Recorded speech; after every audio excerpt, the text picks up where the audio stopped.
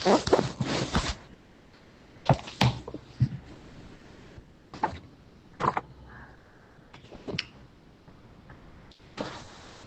परमेश्वर देवता लोगों। पेज नंबर 191 से जनहित में जारी है। साध अनूपदास महाराज लिखी किताब जगदीत कारणी। यह जगदीत कारणी जिसको श्री अनूपदास प्रिंटिंग प्रेस चावनी अरमपुरा में साफ के प्रसिद्ध किया। तारीख 17 अप्रैल सन 1909 जावेसास बुद्धि 12 संवत 1965। परमात्मा ने नम। जय परमेश्वर।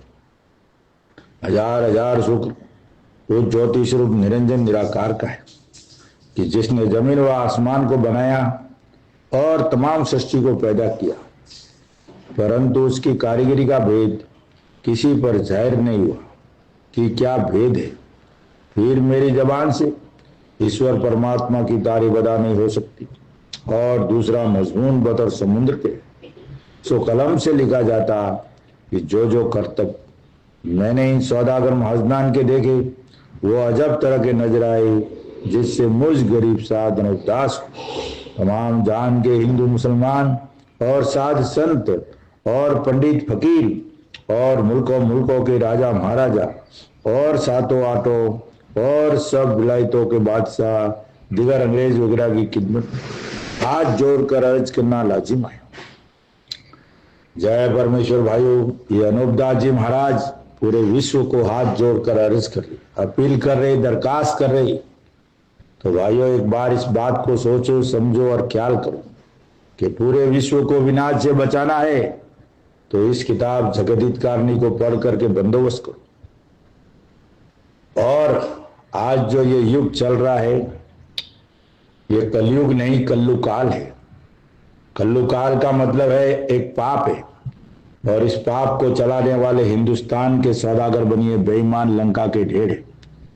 ऐसा का ऐसा पाप रावण ने भी चलाया था, ऐसा का ऐसा पाप कंस ने भी चलाया था, ऐसा का ऐसा पाप हन्नाकश्यप ने भी चलाया था और ऐसा का ऐसा पाप कारून बादशाह ने भी चलाया था और ऐसा का ऐसा पाप और एक दो राजा ने भी ऐसा थोड़ा बहुत चलाया था। लेकिन असली पाप के उस्ताद ये हिंदुस्तान के सौदागर बनिए बेईमान लंका के ढेरे। इनका मेन मैन्युफैक्चरिंग यानी मेन फैक्ट्री इनका चलती है जिसको दुनिया स्वर्ग नरक बोलती है, मुसलमान भाई जन्नत बोलते हैं और अंग्रेज हेवन हेल्स बोलते हैं। वहां पे इनका जादू चलता है। वहां पे 84 लाख कुंडिया वहां पे पाप करने की जगह है, कोई समुद्र के टापू के बीच में, और वहां से पाप करते जब दुनिया को आकर लगता है। सतयुग में भाइयों शेर और बकरी एक शामिल सर रहती, कोई किसी में रंज नहीं था, कोई किसी में दुख नहीं था, कोई किसी में बीमारी नहीं थी, कोई किसी में किसी प्रकार की तकलीफ नहीं थी। और आज जितनी भी दुनिया में खराबियां हो रही है उसके जिम्मेदार हिंदुस्तान के सौदागर बनिए बेईमान लंका के ढेर। तो इसकी जल्दी से जल्दी तपास कर लो और इसका सबूत अगर देखना चाहो और इसकी पूरी जानकारी आपको चाहिए तो साध अनूपदास महाराज लिखी किताब जगदीत कारणी एक बार पढ़ के देखो। सबूत के तौर पर प्रैक्टिकल करके ये किताब दिखाती है और सबूत के तौर पर हर चीज का आपको उत्तर देगी। और ये किताब परिपूर्ण सबूत है उसका, भविष्य भूत और वर्तमान तीनों काल की बात लिखी है। भविष्य की भी लिखी है, वर्तमान की भी लिखी है और भूतकाल की भी लिखी है। तो भाइयों हिंदू मुसलमान अंग्रेज तीनों लोगों की औलाद को अनूपदास जी हाथ जोड़ के अर्ज कर रहे हैं कि इस किताब को एक बार पढ़ना हमारे सौभाग्य की बात है और इसको चूकना हमारे परम दुर्भाग्य की। अभी आप ख्याल करोगे एक बार पढ़ने में क्या है। अगर दुनिया दिन और दुनिया का भला होवे और दुनिया में अमन शांति कायम होए तो एक बार इस किताब को पढ़ने में पूरी दुनिया में क्या तकलीफ है भाइयों। पढ़ के देखो मेरे भाइयों। और खास करके मैं तो वैज्ञानिक लोग को भी बोलता हूँ, आप चांद पे पहुंच गए, सूरज पे पहुंच गई, धरती के कोने कोने समुद्रों के बीच में जाओ, कभी जो अदृश्य टापू है वहां जाओ, वहां हिंदुस्तान के सौदागर बनिए पाप कर दो जिसको दुनिया स्वर्ग नरक बोलती है, ये उसका पता है। मुसलमान भाई जन्नत बोलते हैं और अंग्रेज भाई हेवन हिल्स बोलते, वो कोई समुद्रों के बीच में टापू है, वहां से ये पाप चलता है, वहां हिंदुस्तान के बनियों के पाप करने की जगह है। सो ख्याल करो भाइयों और तपास करो जल्दी से जल्दी। यहाँ ही झगड़ते रहो, यहाँ झगड़ने में कुछ किसी के हाथ नहीं आवेगा। जय परमेश्वर। जनहित जारी है, 151 से आगे बढ़ रहा हूं।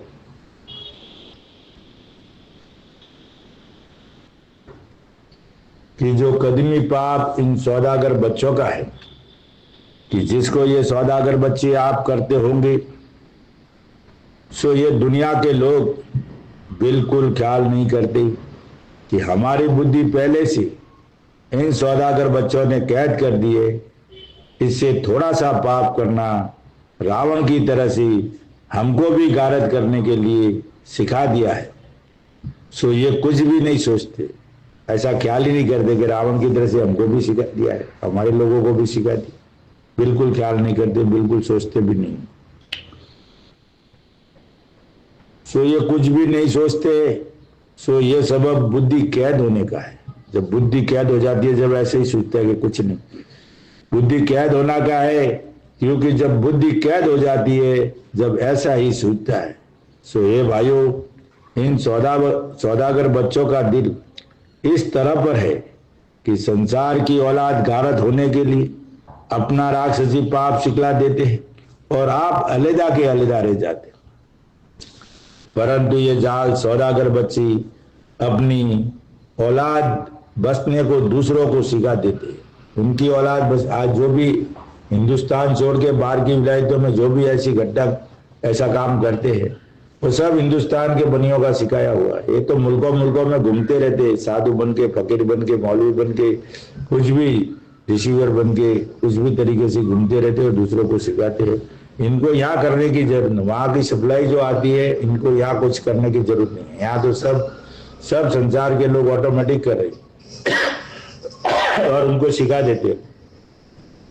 इनकी औलाद, इनकी कुटुंब कबीले समेत वहां 84 लाख, ताकि वो घर किसी को मालूम नहीं पड़े, और वहां अपनी जात के लोगों को भेजती है इसके लिए। और वहां जाने वाले भी इनकी जात वाले जाते, सेठ महाजन जो बड़े बड़े पैसे वाले रहते वो। जिसकी वजह यह है कि जब राक्षसी पाप को गरीब आदमी भी सीख लेंगे तो बहुत अच्छी बात है, इससे सौदागर बच्चे राजी होते हैं।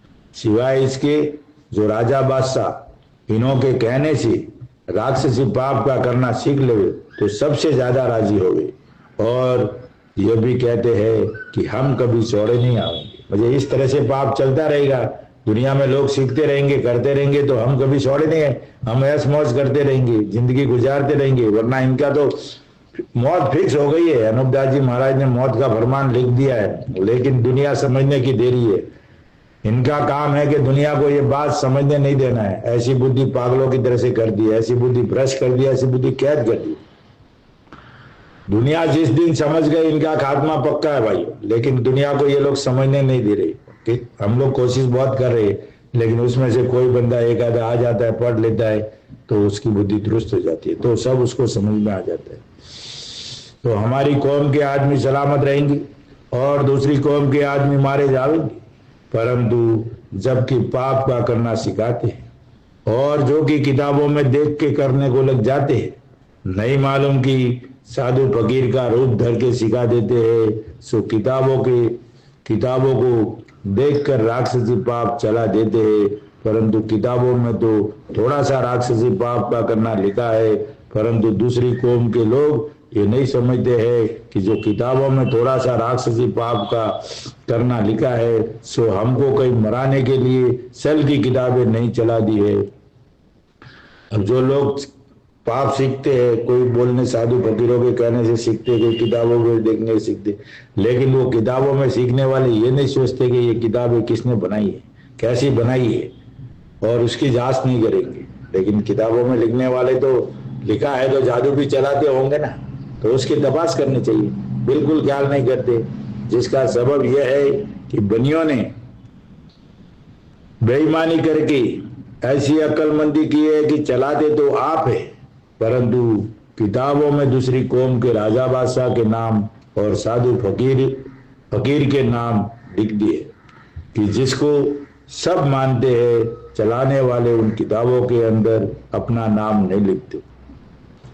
और वो किताबों के ऊपर भी ऐसे ऐसे लोगों के नाम लिख दिए जिसको पूरी दुनिया के लोग मानते हैं। नेक पुरुषों के नाम लिखे, मुझे भगत लोगों के नाम लिख दिए, ताकि दुनिया ऐसा सोचे भी नहीं कि उनके ऊपर, कहते हैं ना कि भाई उनका नाम लिया बोले तो खतरे से खाली नहीं है। तो ऐसे ऐसे लोगों के ये लोग नाम लिख देते, फिर उसके ऊपर हम उंगली नहीं उठा सकते। लेकिन ये लिखने वाले तो हिंदुस्तान के सौदागर बनी है, उन्होंने छल कपट किया हमारे साथ में, लेकिन इसका तो कोई ख्याल ही नहीं करते कि इन्होंने ऐसा क्यों किया। लेकिन हम आपस में लड़ते, हिंदू मुसलमान आपस में लड़ जाएंगे, तुमने हमारे ग्रंथों पे अंगुली की उठाई, हमने तुम्हारे ग्रंथों अंगुली की उठाई, तो ऐसा करके हम लोग झगड़ने लग जाते हैं। लेकिन इसका असली गुनहगार तो कोई और है भाइयों, जो हिंदुस्तान में धर्मात्मा बन के बैठा है, उसकी शोध करनी चाहिए सबको मिलके। बल्कि जालसाजी करके दूसरी कौम के नाम लिख दिए है, क्योंकि चोरी करने वाले अपना नाम कब बताते, बल्कि दूसरों का नाम ले देते। फिर उसी तरह से ये बनिए भी अपने कदमी पाप के जाहिर न होने के लिए किताबों में दूसरी कौम के नाम लिख देते हैं और अपना नाम नहीं लिखते, जिसकी वजह यह है कि चोर अपना नाम बता देवे, जब तो चोर खुद मारे जावे। फिर इसी तरह से इन बनियों ने भी राक्षसी पाप की किताबों में अपना नाम नहीं लिखते कि जब हमारा नाम किताबों में लिखा होगा, जब तो हम कुल बनिए कि जो राक्षसी पाप कराते हैं मारे जाएंगे। इस सबब से अपना नाम किताबों में नहीं लिखते। यानी किताबों में अपना नाम लिखे तो कभी न कभी तो कोई खुद का बंदा तैयार होगा, परमात्मा जी पैदा करेंगे, उस बंदे को फिर मालूम पड़ेगी तो फिर इनकी औलाद मारी जाएगी। इसके लिए ये चतुराई की है कि हमारा नाम किधर भी नहीं होना चाहिए। करते सब कर्तव्य हम, लेकिन हमारा नाम नहीं, अपने बुजुर्गों का नाम लिखा है ताकि मालूम भी पड़े तो हमारे लोग मारे जाए। आज देखो ना, काम तो हिंदुस्तान के सौदागर बनियों ने टीपने चलाए, झूठे सच्चे करके अंदर घुसेड़ के झूठ फैला के, और तलवार लटक रही है ब्राह्मण के ऊपर, और ब्राह्मण को ये मालूम ही नहीं है। ब्राह्मण तो अपना और जोर से पकड़ रहा है कि हमारे बुजुर्गों के टीपने कैसे जाने दूं, कैसे मैं बंद कर दूं, हमारे खानदानी रिवाज है, हमारे बुजुर्गों का है। लेकिन ये उनको मालूम नहीं है कि ये हिंदुस्तान के सौदागर बनियों ने किस रिश्ते से पकड़ा दिए इनको। तो आज ये किताब सुनता भी है कोई भी ब्राह्मण, सुनते ही उनको ये टिप्पणी राज दरबार में जमा करा देना चाहिए, पढ़ना ही बंद कर देना चाहिए। लेकिन हिंदुस्तान के सौदागर बनियों ने परिस्थिति और हालात ऐसे कर दिए है कि अब वो छोड़ भी नहीं सकते, क्योंकि उनका रोजगार बन गया। अब रोजगार की वजह से वो फिर अगर बंद करेंगे तो हम दूसरा काम क्या करेंगे। तो ऐसी ऐसी परिस्थितियां दुनिया की कर दी है, तो मजबूर होके भी, चाह के भी, समझ के भी नहीं छोड़ सकते, ऐसी हालत करती है। तो इसलिए भाइयों, ये किताब पढ़ने के बाद बुद्धि भी दुरुस्त होती है, समझने की क्षमता भी बढ़ती है, और झूठ और सच की तलाश भी, और फिर इंसाफ करने की ताकत हो जाएगी, तो पाप तो जल्दी छूट जाएगा। नहीं लिखा, बल्कि अपनी कौम के बचने के लिए दूसरी कौम के राजा बादशाह और गरीब गुरबों का नाम लिख देते। तो जब की बनिए लोग अपने राक्षसी पाप से बुद्धि खराब कर देते हैं, जब किताबों को देख करके थोड़ा बहुत पाप करने को लग जाते, इसे भूली भूल में अपनी औलाद को पीढ़ी दो पीढ़ी के बाद मरवा देते। परंतु जाल के करने वाले और सीखने वाले ये नहीं सोचते हैं कि कदीमी जाल तो किताबों को चलाने वालों का है, सो पूरा पाप तो उन्हीं के पास होगा कि जिन्होंने किताबें चलाई है। अब आगे आगे पाप पकड़ा था, और जैसे जैसे मालूम पड़ा पाप का, और उन लोग को मौत के घाट उतार दिया। लेकिन मौत के घाट उतारने वालों ने यह भी नहीं सोचा कि ये आखिर सीखा किधर से, ये चलाया कैसे, ये होता कैसे। उन्होंने जरा भी ख्याल किया होता तो ये बनिए पकड़े जाते, लेकिन ये ख्याल किसने नहीं किया। ये ख्याल सिर्फ अनूपदास जी महाराज ने किया कि रावण का जाल मिट गया, कंस का जाल मिट गया, हन्नाकश्यप का जाल मिट गया, कारून का जाल मिट गया। फिर भी ये जाल तो चल रहा है, कच्ची मौत तो हो रही है, भूकंप तो आ रही है, दुनिया में शांति तो है नहीं है, सूरज चंद्रमा अपने अपने कायदे मौजूद उगते नहीं है, यानी पाप तो अभी भी हो रहा है। फिर अनूपदास जी महाराज ने इसकी शोध लगाई कि पाप तो अभी भी चल रहा है, इसका मतलब असली पाप के उस्ताद को। फिर अनूपदास जी महाराज ने जो रावण कंस कारुण वगैरह की तरह से कृष्ण महाराज, रामचंद्र जी, नरसिंह जी, शनिश्चर जी, उनसे भी बढ़कर कदीमी पाप को पकड़े। तो अब बताओ अनूपदास जी महाराज की अक्ल बुद्धि और वो कौन होंगे? वो आदमी, वो कोई ऐसा हरे गहरे तो नहीं हो गए। कदीमी पाप पकड़ना बोले तो खाने का काम किया।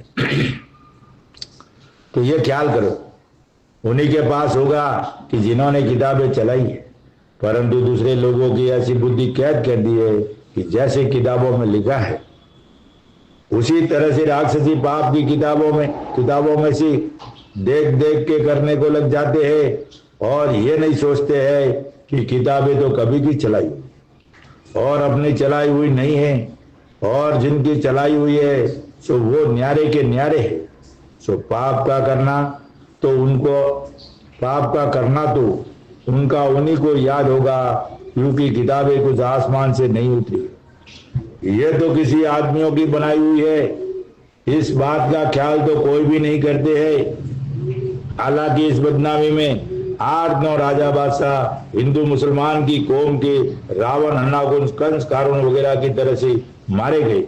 अब भाइयों, एक थोड़ी सी सोचने की बात है, अपने दिल से सोचो। अभी कोई भी बंदा बोलते हैं कि ये किताबें आसमान से उतरी, आसमान में भाइयों कौन है लिखने पढ़ना? और हम मालिक, एक बार तो हम मालिक की बात करते हैं कि मालिक का कोई रूप नहीं है, मालिक का कोई शरीर नहीं है, मालिक का कोई हाथ नहीं है, मालिक का कोई पैर नहीं। फिर भाइयों किताब किसने लिखी? तो मालिक हम बोलते कि ऊपर से उतरी है, तो ऊपर से कैसे उतरी? ये एक बहुत बड़ा विषय सोचने की बात है।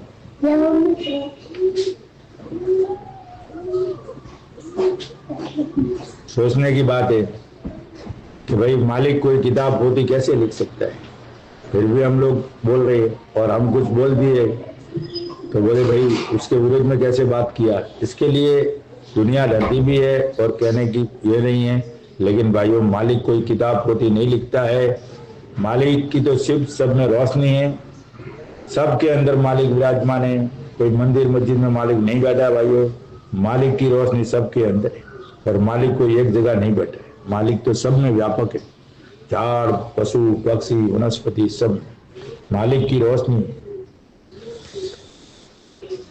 नहीं करते। हालांकि इस बदनामी में 8-9 राजा बादशाह हिंदू मुसलमान की कौम के रावण, हन्नाकुंज, कंस, कारुण वगैरह की तरह से मारे गए, परंतु जाल तो भी नहीं मिटा कि जो अब तक चल रहा है।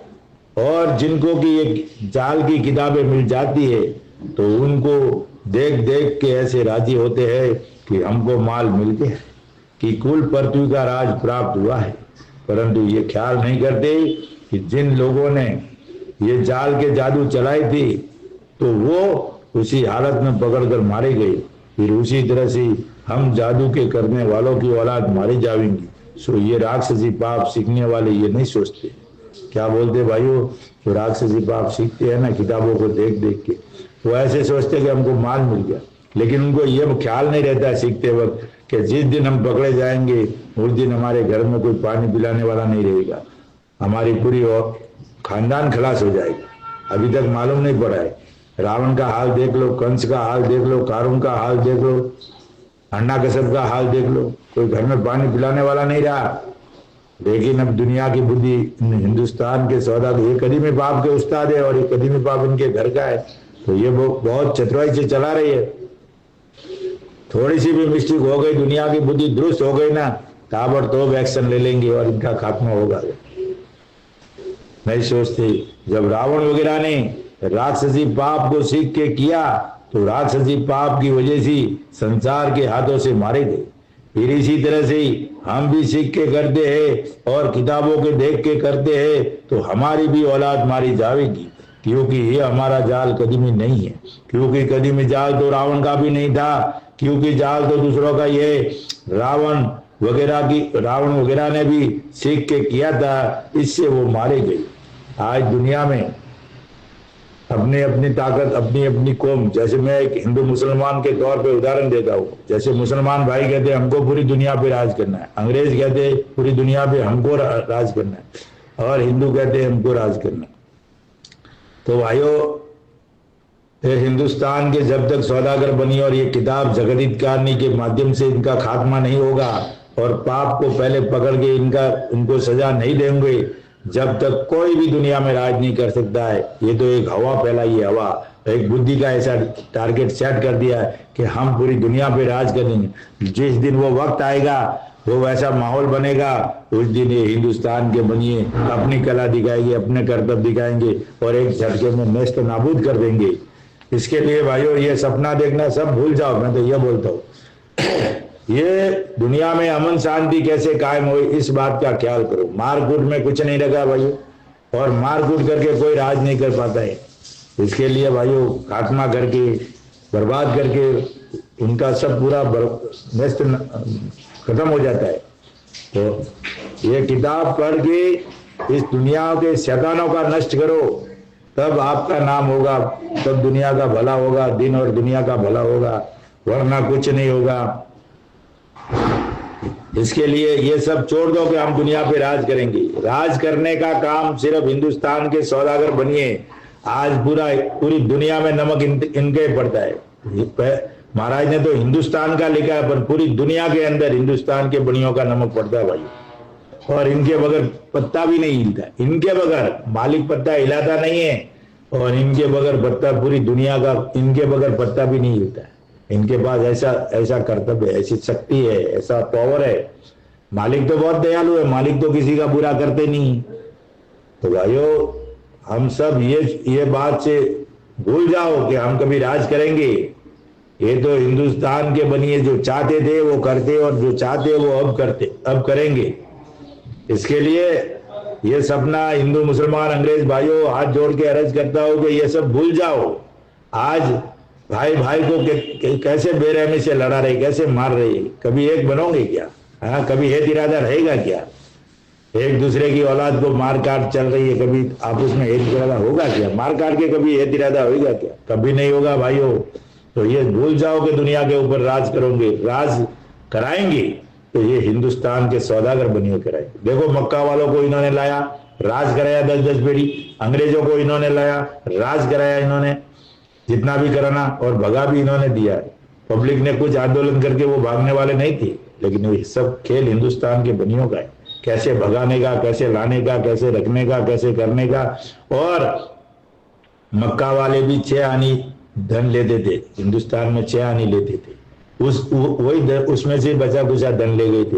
और अंग्रेज भी 6 आनी लेते, उसमें से बचा कुचा। अंग्रेज कोई ट्रक भर भर के या रेल भर भर के नहीं लेके गए, और उनकी आड़ में ये हिंदुस्तान के सौदागर बनियों ने पूरा धन अपने कब्जे में कर लिया, और धन जितना था उतना ले लिया। फिर बाद में बारी आई भगाने की तो भगा दी। तो इसलिए ये सपना देखना भूल जाओ। इस किताब को पढ़ के एक बार जरूरी हिंदुस्तान के बनियों की तलाश करो भाइयों, तब मालूम पड़ेगा। रावण की भी नहीं था, क्योंकि जाल तो दूसरों का ये रावण वगैरह ने भी सीख के किया था, इससे वो मारे गए। जिनका पता तक भी नहीं मिला, परंतु कदीमी पाप के करने वाले नहीं मारे गए, बल्कि कदीमी पाप के करने वाले अब तक कदीमी पाप को बराबर करा रही है। क्या बोल रहे महाराज? अब तक बराबर करा रही है कि किसी को भी पता नहीं कि जिनका किसी को भी पता नहीं कि जो दूसरे लोग भूल में थोड़ा बहुत पाप सीखने को लग जाते और फिर सीख के करने को लग जाते हैं, सो ये बुद्धि का सबब है। क्योंकि बुद्धि कदीमी पाप के करने वालों ने कैद कर दी है, जिसे कुछ खबर नहीं पड़ती। किसने कैद कर दी है? कदीमी पाप। तो कदीमी पाप के उस्ताद कौन है? हिंदुस्तान के सौदागर बनिए, बेईमान लंका के ढेड़े। बल्कि दगाई दगा में लोग मारे गए, और अब भी दगा करके मरवा देंगे, जिसका कुछ पता नहीं लगेगा। क्योंकि ये बनिए बेईमान दुनिया में पहले से ऐसी बात चला देते हैं कि हम राजाओं की कौम से निकले, और मुसलमानों से इस तरह से कहते हैं कि आगे शाह और पीछे बादशाह। और दुनिया में बातें कैसी चलाते? हिंदुओं में तो ये कहेंगे कि हम राजाओं की कौम से निकले हैं, और जब मुसलमानों की तरफ से मार पड़ेगी तो तब बोलेंगे कि इस तरह से कहते हैं कि आगे शाह और पीछे बादशाह, हम मुसलमानों से निकले हैं, और इनको दोनों बाजू से बच जाते हैं। सो देखो भाई, ये बनिए अपने मतलब से खाली नहीं, क्योंकि उनसे भी मिले रहते हैं। अलावा इसके जो अब अंग्रेज वगैरह राज करते हैं तो इनसे भी मिल गए हैं, परंतु संसार में बनिए कहते हैं कि हम और अंग्रेज एक है, और अंग्रेजों से भी मिल गए। इनकी चालाकी देखो भाइयों, गौर करो, फिर मालूम पड़ेगा कि जिस तरह से हम बनिए हैं उसी तरह से अंग्रेज भी बनिए कहलाते हैं, परंतु बनियों ने संसार में ये बातें पहले से चला दी है, जिसे संसार के लोग ये कहते हैं कि अंग्रेज भी बनिए हैं।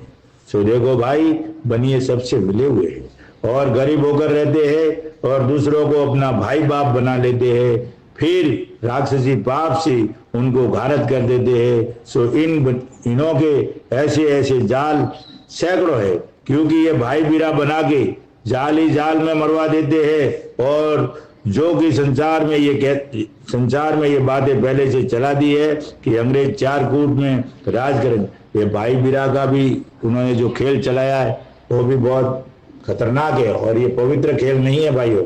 ये बल राजा को जमाने से उनके जो असली टीप ने गायब कर दिए थे ना, उस जमाने से गायब करने के लिए कृष्ण को परमेश्वर सुझा के, और 4 महीना तो कृष्ण जी बल राजा के घर पे रहता है, 8 महीना तो, और 4 महीना घर आता जब बरसात। ये सब खेल कर्तव्य है, और ये कोई पवित्र रिश्ता नहीं है। हमको पूरी दुनिया को गुमराह करने के लिए रिश्ता बनाया था भाइयों, उसके ऊपर गौर करो। जाल से मरवा देते हैं, और जो कि संसार में ये बातें पहले से चला दी है कि अंग्रेज 4 गुट में राज करेंगे। सो ये बात इन बनियों ने किताबों में भी लिखी होगी। सो ये बात संसार में भी कहते हैं कि अंग्रेज 4 गुट में राज करेंगे। तो ऐसी ऐसी बातें पहले से चला देते हैं कि रावण, हरणाकुंज, कंस, कारुण वगैरह 4 गुट में और 14 भान में राज करेंगे। बल्कि राज का करना तो दर गुजरा, बल्कि वो जाल ही जाल में मारे गए, जिनका अब तक नाम बाबत जुल्म करने के संसार में पड़ गए। क्या बोलते? उनको शैतान बोलते, जुल्म करने वाले बोलते, जालिम बोलते उनको। अच्छा लोग नहीं बोलते। अच्छे लोग किसको बोलते? कृष्ण जी को बोलते, रामचंद्र जी को बोलते, शनिश्चर जी को बोलते, गुरु नानक जी को बोलते, और नरसिंह जी को बोलते। वो ये अच्छे लोग है। वो अच्छे लोग नहीं थे, वो तो जालिम लोग थे, पाप चलाते थे। तो आज भी पूरी दुनिया जब तक कायम है, जब तक ऐसे ही नाम चलेगा उनका, किसी को भी नहीं मालूम हुआ। क्योंकि ये सौदागरान का दिल तो इस तरफ है कि 14 कूट और 14 भान में हम राज करेंगे। इनका दिल पूरा है 14 कूट और 14 भान में राज करेंगे। बोले तो 4 कूट और 14 भान में जो जमीन माता के 14 द्वार है, और जो 14 द्वार में पहुंच जाता है तो वो परमेश्वर के बराबर हो जाता है, उसको कोई मार ही नहीं सकता। राक्षसी पाप चलाया, इस वजह से ये बनिए मुद्दतों से थोड़ा सा जाल सिखा सिखा के दूसरों को घारत कर देते हैं। और जो कि रावण ने और हरणाकुंज ने और कंस ने और कारुण बादशाह ने राक्षसी पाप के जोर से धन जमे कर लिया था। सो राज करके जमे किया था कि जो अब तक दुनिया में कहते हैं कि रावण ने लंका सोने की बनाई थी और कारुण बादशाह ने 40 डूंगरी धन जमे किया था। सो वो धन भी किसी ने नहीं लिया था। किसी ने बोले तो लोगों ने, प्रजा ने नहीं लिया था। वो धन लेने वाले कौन थे? हिंदुस्तान के सौदागर बनिए। आज उन धन के बारे में भी दुनिया को लड़ना चाहिए, जिक्र करना चाहिए। और इन बनियों के पास है, परंतु वो पाप के सीखने वाले भूल ही भूल में मारे गए कि जो उनकी औलाद ने भी सुख नहीं पाया और न धन को भोग सके। सो देखो भाई, दुनिया में बहुत धन था, सो इन बनियों के कब्जे में ही रहा है। परंतु रावण ने राज करके 6 आनी धन जमे किया था और रैयत के पास से जुल्म करके जमे किया था। सो भी रावण के पास नहीं रहा और न उनकी औलाद के पास रहा, न उनकी औलाद के पास। देखो भाइयों, जो लोग धन जमा कर रहे हैं दुनिया में, ये कर रहे हैं सब हिंदुस्तान के सौदागर बनियों के अलावा और कोई दूसरा धन बसा नहीं सकता है। वो एक पेड़ी में रख जमा कर लेगा तो दूसरी पेड़ी में उसकी औलाद का बुद्धि खराब करके उस धन को बर्बाद करवा देंगे, उसको रोड पे लाएंगे। इसके लिए रावण ने लंका सोने की बनाई, कारुण बादशाह ने 40 डूंगरी धन जमे किया, लेकिन न तो उनकी औलाद सुख पाई न वो खुद धन को भोग सके। इसलिए भाइयों, जब तक आपकी बुद्धि दुरुस्त नहीं होगी, दुनिया में दिन और दुनिया का भला नहीं होगा, दुनिया में अमन शांति कायम नहीं होगी, जब तक आपको सुख से जीने नहीं देंगे, चैन से खाने नहीं देंगे, कितना भी धन होगा तो भी तड़पते रहेंगे। और ये लोग को देख लो अच्छी तरह से, ये कुछ भी नहीं करते, आराम से बैठे रहते, क्योंकि पूरा विश्व का धन इनके पास पड़ा है। इनको तो सुबह 1 रुपया निकालना है तिजोरी में से बाहर, 80 पैसा बाहर फेंकना है, और शाम को वापस जमा होते होते 1 रुपया घर पे आ जाता है। यानी 20 पैसा जो घाटा हुआ वो कोई न कोई कंगाल हो गया दुनिया के अंदर। उनका कोई फर्क नहीं पड़ता, उनका तो रुपये निकाला, 80 पैसा बाहर फेंका, शाम को रुपया होके आ गया, यानी 1 रुपया 20 पैसा इनको फायदा हो गया। तो इनका तो कर्तव्य खेल ऐसा है। आज पूरे विश्व में जितने भी मैन्युफैक्चर होंगे वो सब हिंदुस्तान के सौदागर बने, और इनके सिवा कोई दूसरा कर ही नहीं सकता है। तो भाइयों, ख्याल करो उस बात को और सोचो कि किताब जगत हित ज्ञानी कोई स्कूल की किताब नहीं है, ये कुदरत का संविधान समझो। ये पूरे विश्व का, हिंदुस्तान के बनियों के पाप करने का काल है, उसको बचाने का ये किताब है। और जो जीवन दान देने वाली ये किताब है, जीवन को बचाने वाली ये किताब है भाइयों, पूरे विश्व के भले के लिए है। तो ये किताब क्या होगी अगर पूरी दुनिया का जीवन कच्ची उम्र में मरने से ये किताब बचाने का काम करती है, तो फिर ये किताब क्या होगी? ये तो मालिक ही हो गया जो बचाने का काम करती है। आज दुनिया को तराई तराई मची हुई है, हर जगह भाई भाई कट के मर रहे, तो फिर दूसरे लोग तो कितने मरते होंगे। तो उस बात को सोचो और ख्याल करो कि जो जीवन दान देता है, जो जिंदगी देता है, तो वो तो मालिक ही हो गया ना, मालिक के बराबर हो गया। ये मालिक से भी कम नहीं है ये किताब जगत हित ज्ञानी। मालिक तो बोलेगा नहीं, मालिक तो आएगा नहीं, मालिक तो किताब पोथी लिखेगा नहीं। तो ये किताब मालिक की लिखी हुई है। ये किताब जो है मालिक के बंदे की लिखी हुई। और कैसे लिखी है और कैसे लिखवाई है मालिक ने, वो जब ये किताब पढ़ोगे तब मालूम पड़ेगा। बहुत गहरी बात है। इसके लिए बोलता हूं, एक बार पढ़ना सौभाग्य की बात है, उसको चूकना परम दुर्भाग्य है। दुनिया में अमन शांति कायम करनी है तो भाइयों एक बार जरूर पढ़ो। और संपर्क के लिए 8905653801। और हर महीने की 17 तारीख को चावनी अरमपुरा में 30 सत्र 27 राजस्थान में निःशुल्क मिलेगी। आपका दिन शुभ रहे।